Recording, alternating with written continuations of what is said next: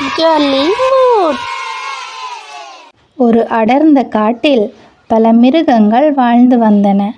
அந்த காட்டில் நரியொன்று இருந்தது.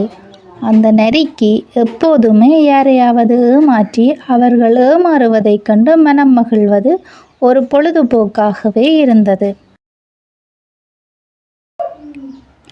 அதே காட்டில் அறிவான கொக்கு ஒன்றும் இருந்தது. அந்த கொக்கு எல்லா மிருகங்களிடமும் அன்பாகவும் மதிப்பையும் பெற்று இருந்தது.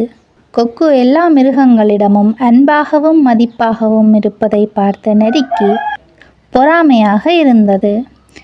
இதை பொறுக்க முடியாத நரி அந்த கொக்கை எப்படியாவது ஏமாற்ற வேண்டும் என்று நினைத்தது. ஒரு நாள் கொக்கு நரியின் குகை இருக்கும் வழியில் வந்து கொண்டிருந்தது.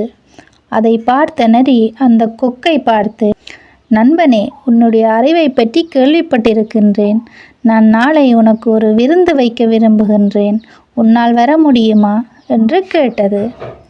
அப்படியா, மிக்க மகிழ்ச்சி, நான் கண்டிப்பாக வருகிறேன் என்று கூறிவிட்டு சென்றது கொக்கு. அடுத்த நாள் நரி சுவைமிக்க சூப் ஒன்றை செய்துவிட்டு கொக்கின் வருகைக்காக பார்த்து கொண்டிருந்தது. அன்று மாலை கொக்கு நரியின் விருந்துக்காக நரியின் குகைக்கு சென்றது. நரியோ ஒரு திட்டம் தீட்டி சூப்பை அகலமான 2 தட்டில் ஊற்றியது. அதில் ஒன்றை கொக்கிடம் பருகுவதற்கு கொடுத்தது. கொக்கினால் வாயகன்ற தட்டில் உள்ள சூப்பை குடிக்க முடியவில்லை. நரியோ நக்கி நக்கி அந்த சூப்பை குடித்துவிட்டு, நண்பனே, இந்த சூப்பை உனக்காகத்தான் செய்தேன், எப்படி இருந்தது என்று சிரித்து கொண்டே கேட்டது. கொக்கு தான் ஏமாற்றப்பட்டதை உணர்ந்து கொண்டது. நண்பனே, சூப் மிகவும் ருசியாக இருந்தது என்று நரியிடம் சொல்லிய கொக்கு, இரவு நேரம் ஆகப் போகிறது, நான் வீடு செல்ல வேண்டும் என்று கூறியது. செல்லும் முன், இன்று நீ எனக்கு விருந்து வைத்ததுக்கு பதிலுக்கு நான் நாளை உனக்கு விருந்து வைக்கலாம் என்று நினைக்கிறேன். உன்னால் வர முடியுமா என்று கேட்டது. நரியும் வருகின்றேன் என்று சம்மதம் தெரிவித்தது. நரியோ கொக்கை ஏமாற்றிவிட்டேன் என்ற கர்வத்துடன் சந்தோஷமாக உறங்கச் சென்றது. கொக்கு பசியுடனும் வருத்தத்துடனும் பறந்து சென்றது. அடுத்த நாள் கொக்கு நரிக்கு நல்ல பாடம் புகட்ட வேண்டும் என்று நினைத்தது. பல இறைச்சிகளை போட்டு சுவைமிக்க சூப் ஒன்றை செய்தது கொக்கு.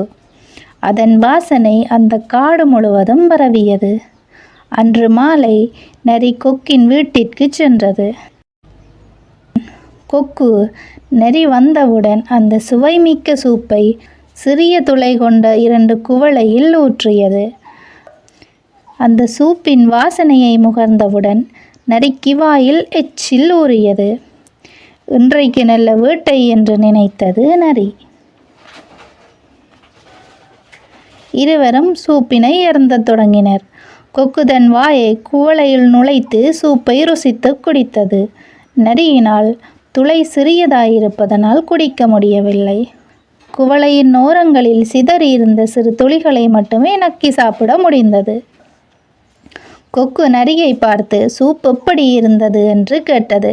நரியும் மிகவும் அருமை, இதுபோன்ற ஒரு சூப்பை நான் குடித்ததே இல்லை என்று பொய் சொல்லியது. அப்போதுதான் நரி தான் ஏமாற்றப்பட்டதை உணர்ந்தது. நரி கொக்கிடம் விருந்துக்கு நன்றி என்று கூறிவிட்டு வருத்தத்துடன் சென்றது. அப்போதுதான் நரி ஒரு விடயம் புரிந்து கொண்டது. நாம் மற்றவர்களை ஏமாற்றும் போது அவர்களும் இப்படித்தானே வருத்தப்பட்டிருப்பார்கள் என்று நினைத்து தான் செய்த தவறுகளை உணர்ந்து கொண்டது. அன்று முதல் திருந்திய நரி பிறகு யாரையும் ஏமாற்றுவதில்லை.